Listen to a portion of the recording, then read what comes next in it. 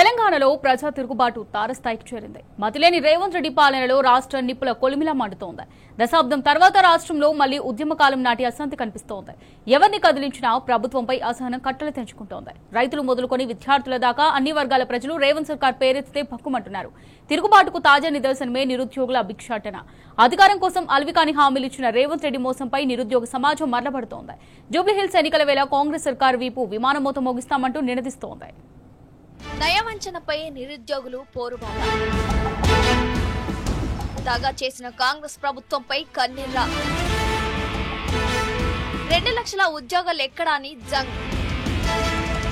Job calendar మోసంపై జంగ్ siren. గద్దెనెక్కి 2 ఏళ్లు కావస్తున్నా హామీలు ఏమైనాయని నిరసనలు. తెలంగాణ చంద్రనిప్పుల కనకన మండుతోంది. రాక్షస పాలనలో నిరుద్యోగులు రగిలిపోతున్నారు. రణరంగం సృష్టిస్తున్నారు. అక్రమాల పాలనలపై సలసలా మరిగిపోతున్న అగ్నిపర్వతాలు ఒక్కొక్కటిగా బద్దలవుతున్నాయి.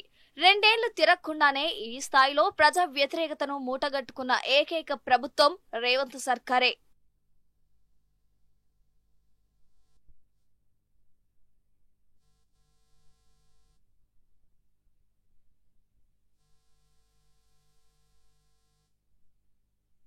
ఇరవై 23 నెలల్లోనే రేవంత్ పాలన అసలు రంగు ప్రజలకు అర్థమైపోయింది.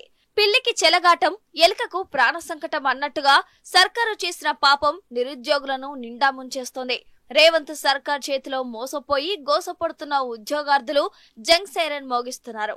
ఎన్నికలకు ముందు ఏడాదికి 2 లక్షల ఉద్యోగాలు ఇస్తామని నిరుద్యోగులకు మాటిచ్చింది కాంగ్రెస్ పార్టీ. ఏకంగా రాహుల్ గాంధీ అశోక్ నగర్ కు వచ్చి మరీ నాటకాన్ని రక్తగట్టించాడు. నిరుద్యోగులను కలిసి వారి సమస్యలు తీర్చుతామని మాటిచ్చాడు. మరోవైపు ప్రియాంక గాంధీ సైతం యూత్ డిక్లరేషన్ సభలో పాల్గొని హామీలు గుప్పించింది. నిరుద్యోగుల కలలు నిజం చేస్తామని మాటిచ్చింది. కాంగ్రెస్ ను నమ్మి ఓట్లేసిన నిరుద్యోగులు ఇప్పుడు రోడ్డున పడ్డారు. ఏడాదిన్నరగా ఎదురు చూసి తాము మోసపోయామని గ్రహించారు. నయవంచన సర్కారుపై పోరు నగారా మోగించారు.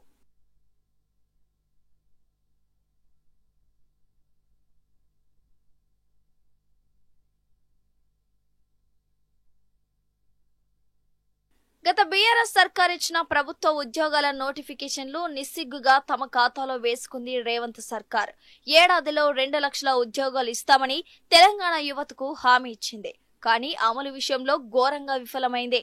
అశోక్ నగర్ సాక్షిగా నిరుద్యోగులకు మాటిచ్చిన రాహుల్ గాంధీ ఇప్పుడు పత్తా లేకుండా పోయాడు. యూత్ డిక్లరేషన్ సభ వేదికగా ఉద్యోగాలపై హామీలిచ్చిన ప్రియాంక గాంధీ జాడే లేకుండా పోయారు. కాంగ్రెస్ ను నమ్మిన పాపానికి నిరుద్యోగులు ఇప్పుడు నడి రోడ్డున పడ్డారు.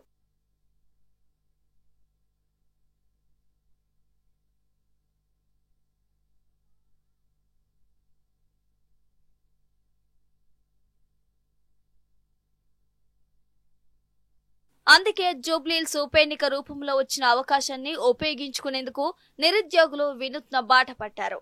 జూబ్లీహిల్స్ పెద్దమ్మ తల్లి టెంపుల్ వద్ద తెలంగాణ నిరుద్యోగ జూబ్లీహిల్స్ అభ్యర్థి ఓయూ కాశీనాథ్, నిరుద్యోగ JAC vice chairman Bukhya Kumar ఆధ్వర్యంలో నిరుద్యోగ భిక్షాటన కార్యక్రమం నిర్వహించారు. భక్తులను, చుట్టుపక్కల ఓటర్లను కలిసి భిక్షాటన కార్యక్రమం నిర్వహించారు.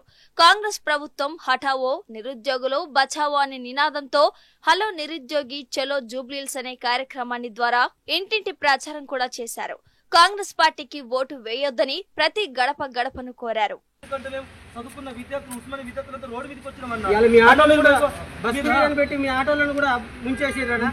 దయచేసి కాంగ్రెస్ ప్రభుత్వానికి మాత్రం ఓటు వేయకండి.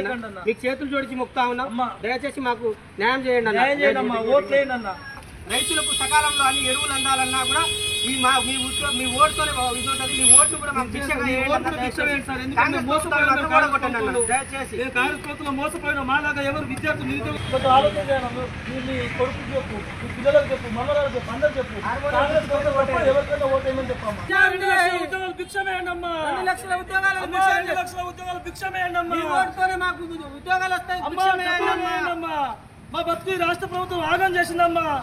ఇలా పల్లె పట్నం తేడా లేకుండా గ్రామాల నుంచి సచివాలయం దాకా తెలంగాణ వ్యాప్తంగా అశాంతి రాజ్యమేల్తోంది. రైతులు మొదలుకొని విద్యార్థులు, నిరుద్యోగులు, పోలీసులు నిరసనలు చేస్తున్న దృశ్యాలు సర్కార్ అసమర్థతకు నిదర్శనం. ప్రభుత్వంపై నిత్యం ఒక ఉద్యమం ఉప్పెనలా ముంచుకొస్తుంది. ప్రజల నిరసనలతో రాష్ట్రం దద్దరిల్లుతోంది. తెలంగాణలో మళ్లీ ఉద్యమం కాలం నాటి పరిస్థితులు కనిపిస్తున్నాయి.